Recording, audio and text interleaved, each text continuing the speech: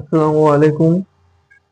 Next Rank Academy by Raju Facebook page এবং YouTube চ্যানেলে সবাইকে স্বাগত। তো আজকে আমি পরিবেশ রসায়নের দ্বিতীয় ক্লাসটা নিব। গত লেকচারে আমি বায়ুমণ্ডল এবং বায়ুমণ্ডলের স্তর সম্পর্কে আলোচনা করছিলাম। তো এই লেকচারে আমি কিছু এমসিকিউ এবং অনুধাবন প্রশ্নগুলো নিয়ে আলোচনা করব। তো দ্বিতীয় লেকচারের শুরুতে আর একটা কথা বলে রাখি যে এই লেকচারে বোঝানোর মতো কিছু নাই, আসলে তোমাদের একটু কষ্ট করে এটা মুখস্থ করতে হবে। তো আমি লিখে দিচ্ছি কোনগুলো মুখস্থ করতে হবে, এইভাবে তোমরা একটু পড়ে নিও নিজ থেকে। এগুলো সাধারণত ইঞ্জিনিয়ারিং এ আসতে পারে। ঠিক আছে, তাহলে প্রথমে দেখো গ্রিন হাউস গ্যাস। তো এখানে সাধারণত তোমার একাডেমিকে এই টাইপের কিছু এমসিকিউ আসতে পারে যে নিচের কোনটা গ্রিন হাউস গ্যাস বা নিচের কোনটা গ্রিন হাউস গ্যাস নয়। তো তুমি সিম্পলি কি করবা, এই যে আমি যে গ্যাসগুলো লিখছি এগুলো একটু মনে রাখবা বা মুখস্থ করে ট্রাই করবা। তো গ্রিন হাউস গ্যাসের জন্য প্রধানত দায়ী যেগুলো আছে সেগুলো হচ্ছে carbon dioxide, methane, nitrous oxide, তারপর সিএফসি বা ক্লোরোফ্লোরোকার্বন, এবং এটা হচ্ছে পানির গ্যাসীয় ফর্ম অর্থাৎ জলীয় বাষ্প। তো এইগুলো মূলত গ্রিন হাউস গ্যাসের জন্য প্রধানত দায়ী। এছাড়া ওজোন এবং সালফার ডাইঅক্সাইড তোমার গ্রিন হাউস গ্যাসের জন্য দায়ী হতে পারে, কিন্তু এটা হচ্ছে মাইনর। তো মেইনলি এইগুলা। আর আমরা সাধারণত গ্রিন হাউস গ্যাস শুনলে আমরা মাথায় আসে তো কার্বন ডাইঅক্সাইড। তো আমরা সবসময় কার্বন ডাইঅক্সাইড দোষ দেই, কিন্তু প্রকৃতপক্ষে গ্রিন হাউস গ্যাসের জন্য সবচেয়ে বেশি দায়ী হচ্ছে আমাদের সিএফসি, তার পূর্ণরূপ ক্লোরোফ্লোরোকার্বন। তো যেমন আমি এটার কম্পেয়ার কিভাবে করবা, তোমার জন্য যদি গ্রিন হাউস গ্যাসের ভূমিকায় কার্বন ডাইঅক্সাইড যদি 1 গুণ হয়, তো সিএফসি কার্বন ডাইঅক্সাইডের থেকে 10,000 গুণ বেশি ভূমিকা রাখে গ্রিন হাউস গ্যাসের জন্য। তো কার্বন ডাইঅক্সাইড থেকে অনেক অনেক গুণ বেশি দায়ী হচ্ছে সিএফসি।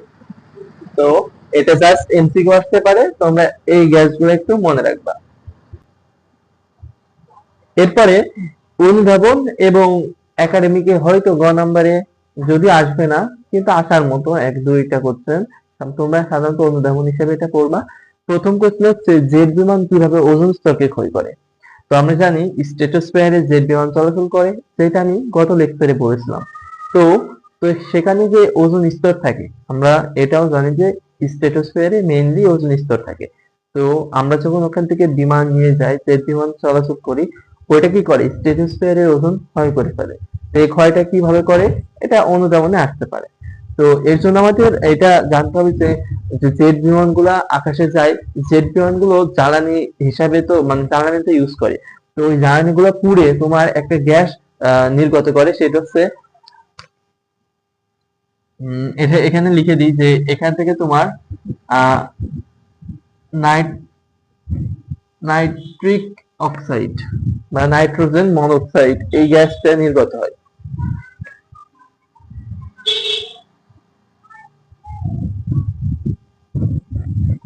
তো জেট বিমান থেকে নাইট্রোজেন মনোক্সাইড গ্যাস নির্গত হয়। তো এই গ্যাসটা কি করে, আমরা জানি যে স্ট্রাটোস্ফিয়ারে সাধারণত ওজোন স্তর থাকে। তো স্বাভাবিক ওজোন স্তরের কাজ কি, সূর্যের অতি ক্ষতিকারক যে ইউভি রশ্মি সেটা থেকে আমাদের রক্ষা করা। এখন যখন সূর্যের ইউভি বা সানলাইট এই ওজোন স্তরের উপর পড়ে, এটা অটোমেটিকলি অক্সিজেন এবং অক্সিজেন ফ্রি রেডিকাল এই দুইটা অংশে বিভাজন হয়ে যায়। তো ফ্রি রেডিকাল কি, ফ্রি রেডিকাল এটা আমরা যখন অর্গানিক কেমিস্ট্রি পড়বো তখন আলোচনা করব। তুমি এইটা মনে রাখবা যে ফ্রি রেডিকাল এই যে ফোটনটা যার উপর থাকবে সেটা অত্যন্ত সক্রিয় হয়ে যায়, অর্থাৎ সেটা বিক্রিয়া করার জন্য ছোটাছুটি করে, কেউ কাছে থাকলেই তার সাথে রিয়াকশন করে। অর্থাৎ ফ্রি রেডিকাল যেগুলো সেগুলো হচ্ছে অত্যন্ত সক্রিয়, অত্যন্ত সক্রিয়। তো এই ফ্রি রেডিকাল গুলো অত্যন্ত সক্রিয় হওয়ায় পরবর্তীতে এর সাথে যদি কিছু আসে রিয়াকশন করে ফেলে। তো যখন ওজোন স্তর সানলাইটে যেভাবে অক্সিজেন এবং অক্সিজেন ফ্রি রেডিকাল দুইটা অংশে বিভাজিত হয়ে যায়, তখন আমাদের যে নির্গত নাইট্রোজেন মনোক্সাইড গ্যাস সেটা আবার ওজোনের সাথে বিক্রিয়া করে তোমার নাইট্রোজেন ডাইঅক্সাইড এবং অক্সিজেন তৈরি করে। এখন যে ফ্রি রেডিকালটা উৎপন্ন হয়েছিল ওইটা তো অত্যন্ত সক্রিয়, ওটা কার সাথে বিক্রিয়া করতে চায়। তো বিক্রিয়া করে কি হয় যে নাইট্রোজেন ডাইঅক্সাইড সেটা ওই অক্সিজেন ফ্রি রেডিকালের সাথে বিক্রিয়া করে আবার নাইট্রোজেন মনোক্সাইড এবং অক্সিজেনে পরিণত হয়। তো নাইট্রোজেন মনোক্সাইড যখন তৈরি হবে এটা কি করবে বলতো, আবার পুনরায় তোমার ওজোন স্তরের সাথে বিক্রিয়া করবে। তো স্ট্রেটোস্ফিয়ারে মূলত কি আছে, ওজোন গ্যাস। তো বারবার যদি ওজোন গ্যাস কারোর সাথে বিক্রিয়া করে ওজোন গ্যাস ক্ষয় হয়ে যাবে না। তো এটা হচ্ছে মেইন কনসেপ্ট, যে বিমান থেকে যে নাইট্রোজেন মনোক্সাইড গ্যাস উৎপন্ন হয় সেটা তোমার ওজোন স্তরের সাথে বারবার রিঅ্যাকশন করে এবং ওজোন স্তরকে ক্ষয় করে ফেলে। তো তোমরা একটা 2 লাইন ব্যাখ্যা লিখবা এই অনুযায়ী এবং এই রিঅ্যাকশনটা দিয়ে দিবা, তাইলে 2 পাবা ইনশাআল্লাহ। তো এটা কি আশা করি বুঝেছো। আর এই জিনিসটা আছে তোমার প্রথমে আরেকবার রিভিউ করি। ওজোন থেকে তোমার অক্সিজেন ফ্রি রেডিকাল উৎপন্ন হবে, আর যে নাইট্রোজেন মনোক্সাইড এটা ওজোনের সাথে বিক্রিয়া করে নাইট্রোজেন ডাইঅক্সাইড উৎপন্ন করবে। আবার এই ফ্রি রেডিকালটা তোমার নাইট্রোজেন ডাইঅক্সাইডকে আবার নাইট্রোজেন মনোক্সাইডে রূপান্তর করবে। তো নাইট্রোজেন মনোক্সাইড কি করবে, এটা আবার যে তোমার এই বিক্রিয়াটা সংঘটিত হবে, অর্থাৎ এটা রিপিট হতেই থাকবে। তো যে জিনিসটা রিপিট হতেই থাকে ওইটাকে আমরা বলি চেইন রিঅ্যাকশন, ওটা সহজে থামে না। তো এটা যেহেতু থামে না, এটা ক্রমাগত তোমার ওজোন স্তরকে ক্ষয় করতেই থাকে। আশা করি বুঝছো। তো এবার নেক্সট কোশ্চেনটা হচ্ছে অনুধাবনমূলক, সেটা হচ্ছে সিএফসি কিভাবে ওজোন স্তরকে ক্ষতি করে।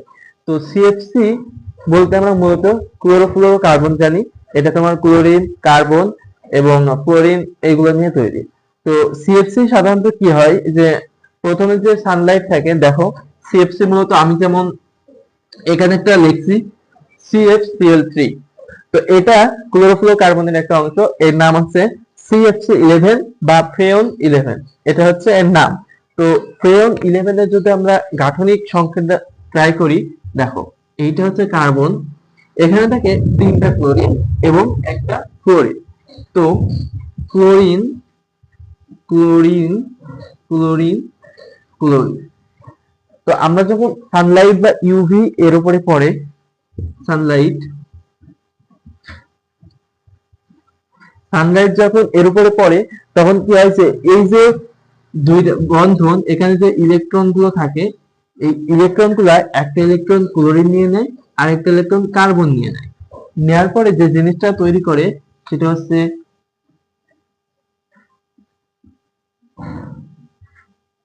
তো ইলেকট্রন একটা যদি এদিকে চলে যায় এই ক্লোরিনটা আর একটা ইলেকট্রন নিয়ে যায়। ইলেকট্রনটা নিয়ে যাওয়া মানে হচ্ছে আমি বলতেছি এখানে যে ফ্রি রেডিকাল এইটা আলাদা হয়ে যায়। তো এখানে হচ্ছে তোমার একটা কার্বন ফ্রি রেডিকাল থাকে আর ক্লোরিন যেটা আলাদা হয়ে যাচ্ছে তোমার একটা ক্লোরিন ফ্রি রেডিকাল থাকে। তো সানলাইটের প্রভাবে এই সিএফসি গুলা তোমার ফ্রি রেডিকাল উৎপন্ন হয়। এখন যখন ক্লোরিন ফ্রি রেডিকাল উৎপন্ন হবে, আমি আগে বলছি যে ফ্রি রেডিকাল গুলো সাধারণত অনেক সক্রিয় হয়, তোমার এই ফ্রি রেডিকাল গুলো সবসময় বিক্রিয়া করতে চায়। তো ফ্রি রেডিকাল এইটা একটা ফ্রি রেডিকাল, এইটা একটা ফ্রি রেডিকাল।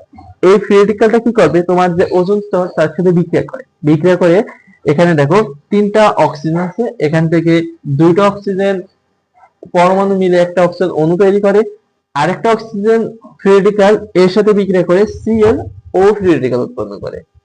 এখন এইটা আবার ফ্রি রেডিকাল, তো এটা আবার বিক্রিয়া করবে। তো এই ফ্রি রেডিকাল আবার তোমার অক্সিজেন ফ্রি রেডিকালের সাথে বিক্রিয়া করে ক্লোরিন ফ্রি রেডিকাল এবং অক্সিজেন তৈরি করে। এখন যখন ক্লোরিন ফ্রি রেডিকাল তৈরি হয়ে গেল, ক্লোরিন ফ্রি রেডিকাল কি করে, ওজোন স্তরের সাথে বিক্রিয়া করে আমাদের ওজনকে ক্ষয় করে এই দুইটা উৎপন্ন করে। বুঝাতে পারছি আমি? তো এটা সেম রিঅ্যাকশন হয়ে থাকবে, যেহেতু আমরা এখানে ক্লোরিন ফ্রি রেডিকাল পাচ্ছি, তো ওইটা পুনরায় আবার তোমার অক্সিজেন ওজনের সাথে বিক্রিয়া করে ওজোন স্তরকে ক্ষয় করবে। এভাবে এটা ক্রমাগত হতেই থাকবে। তো যেহেতু এটা সেম রিঅ্যাকশন, এভাবে আমার ওজোন স্তর ক্ষতি হতে থাকবে। তো সিএফসি তোমার সানলাইটের প্রভাবে যে ফ্রি রেডিকাল উৎপন্ন করে ক্লোরিন ফ্রি রেডিকাল, ওইটাই মূলত ওজোন স্তরের জন্য ক্ষয়ের জন্য দায়ী। তো তুমি অনুধাবনে আসলে শুরুতে লিখবা 2 লাইন লিখবা যে আমরা যখন ফ্রেয়ন বা সিএফসি এর উপর যখন সানলাইট বা ইউভি রশ্মি পড়ে তখন সিএফসি থেকে ক্লোরিন ফ্রি রেডিকাল পৃথক হয়ে যায় এবং ওই ফ্রি রেডিকাল তোমার ওজোন স্তরকে ক্ষয় করে। কিভাবে ক্ষয় করে এই দুইটা রিঅ্যাকশন লিখবা, শেষ 2 এ 2 বা গড়ে আসলে 3 এ 3 পেয়ে যাবা। তো এই দুইটা অনুধাবন আছে। তো সাধারণত পরিবেশ রসায়নে কোনো রিঅ্যাকশন আসে না, রিয়াকশন আসে না, এই জন্য এই দুটো আমি পড়াচ্ছি, যদি ভবিষ্যতে কোনো জায়গায় দেওয়া যায়। এছাড়া এই যে কোয়েশ্চেনটা আছে, এইটা মেবি এটা হচ্ছে ইঞ্জিনিয়ারিং এ হয়তো আসছে এর আগে একবার, বাট একাডেমিকে আসে নাই। কিন্তু যদি দেয়, রিয়াকশন নেয়, যদি দিয়ে দেয় এইটাই আসবে। তো এটা বোঝানোর কিছু নাই, সত্যি বলতে তোমাদের মুখস্থ করা লাগবে এই দুইটা রিয়াকশন। তোমরা কি করবা, খাতায় বারবার লিখবা, তাহলে এই দুইটা আশা করি তোমরা মাস্টার হয়ে যাবা। তো এই তিনটা, এটা হচ্ছে এমসিকিউ আসবে, এই দুইটা অনুধাবনে। তো আগের অনুধাবন গুলো যদি আমরা বুঝে থাকি, এবার আমরা পরবর্তীতে যে টপিকটা শিখবো সেটা হচ্ছে ঘূর্ণিঝড় ও জলোচ্ছ্বাস সম্পর্কে। তো ঘূর্ণিঝড় ও জলোচ্ছ্বাস এর খুবই একটা সিম্পল টপিক আছে বা সিম্পল কনসেপ্ট আছে। তো আমি আগে কনসেপ্টটা শিখাই। মনে করো এই যে বোর্ড, এইটা আমাদের বায়ুমণ্ডল। তো এই বায়ুমণ্ডলে কি হয়, মনে করো এই একটা অঞ্চল, এটা হচ্ছে ভূমি অঞ্চল, আমরা যেখানে থাকি।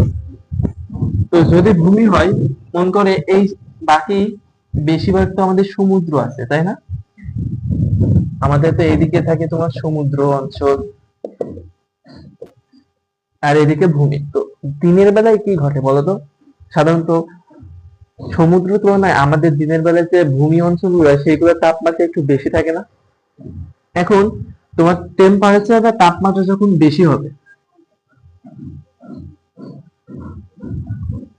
এই তাপমাত্রা যখন বাড়তে থাকবে, তখন এখানকার যে বায়ুগুলো, সেই বায়ুগুলো আমরা জানি তাপমাত্রা বাড়লে বায়ুগুলো ছোটাছুটি করে। তো যখন তাপমাত্রা বাড়াবো, বায়ুগুলো তোমার প্রসারিত হতে থাকবে এবং আয়তনে বেড়ে যাবে। তাপমাত্রা বাড়লে আয়তন বেড়ে যায়, এটা আমরা পরবর্তীতে যখন পিভিকাল এনার্জি সূত্র শিখবো সেখানে আলোচনা করব। তো তাপমাত্রা বাড়ার সাথে সাথে যেহেতু ইনার এর ভিতরে যে বায়ুগুলো ছিল সেগুলো তোমার প্রসারিত হয়ে যাবে এবং এই অঞ্চল থেকে বেরিয়ে যাবে। বায়ুগুলো কি করবে, প্রসারিত হয়ে অঞ্চল থেকে প্রসারিত, তুমি একটা জিনিস চিন্তা করো যে এতটুকু একটা জিনিস ছিল, মনে করো বায়ু। এখন এই বায়ুটা যদি প্রসারিত হয়ে এত বড় হয়ে যায়, এর ঘনত্ব কমে যাবে না? প্রথমে ছিল মনে করো খুবই গাঢ়, এখন এটা যদি প্রসারিত হয়ে যায়, এর ঘনত্ব কিন্তু হালকা হয়ে যাবে, এটা গ্যাসটা খুবই হালকা হয়ে যাবে।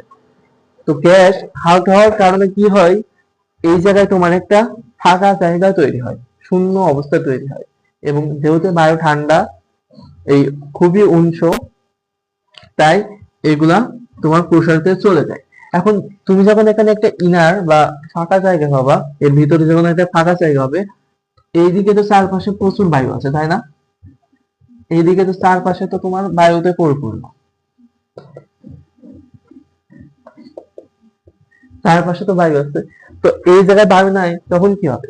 তখন এই যে বায়ুগুলো তোমার এখানে আসা শুরু করবে, এই বায়ুগুলো তোমার এখানে আসা শুরু করবে, চারপাশ থেকে আসবে, চারপাশ থেকে আসবে। তো চারপাশ থেকে যখন বায়ু এই স্পেসটাকে তোমার কভার করার ট্রাই করবে, তখনই তৈরি হবে ঘূর্ণন। বাতাসের যে ঘূর্ণন তৈরি হয়, সেই ঘূর্ণনের ফলেই যে ঝড়টা তৈরি হয়, সেটাকে আমরা ঘূর্ণিঝড় হিসেবে জানি।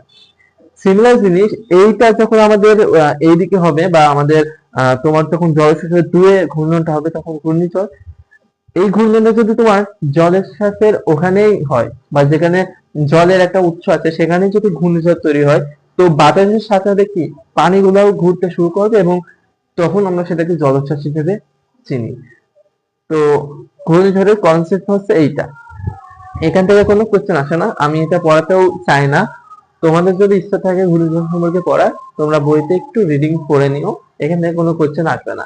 আর আগে যে অনুধাবন গুলো দেখালাম, ওই দুইটা অনুধাবন একটু প্র্যাকটিস করো হাতে লিখে বারবার। আর গ্রিন হাউসের গ্যাসটার এমসিকিউ আসতে পারে।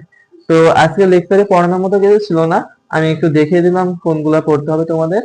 তোমরা একটু অনুধাবন গুলো প্র্যাকটিস করো। তো আজকের মতো এতটুকু। আসসালামু আলাইকুম।